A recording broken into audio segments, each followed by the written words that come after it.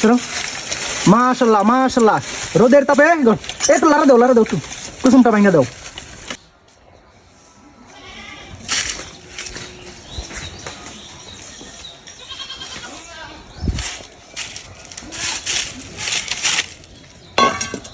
হ্যাঁ সাদা তেল ডালো, চলো ডিমটা পরিমাণ মতো তেল ডালো।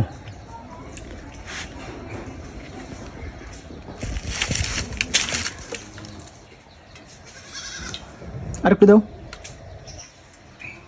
ওকে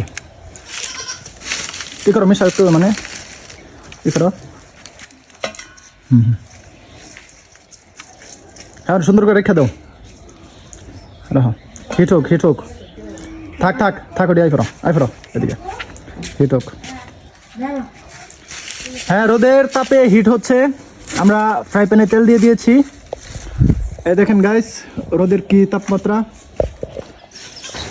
20 মিনিটের মতো ওয়েট করলাম, দেখা যাক। হ্যাঁ সাদাত আসো দেখি।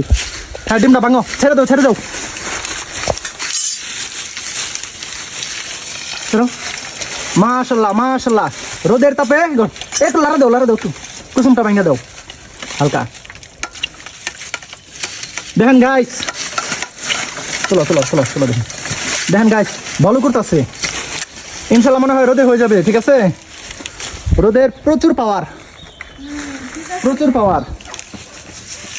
রোদের ভিতর আমরা ডিম বসতেছি, দেখা যাক কতটুকু হয়।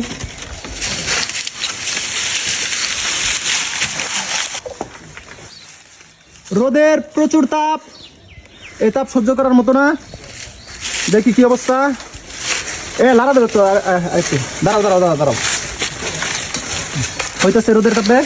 তো এই যে এখানে দেখেন কত মানুষ গরমে অতিষ্ঠ সবাই।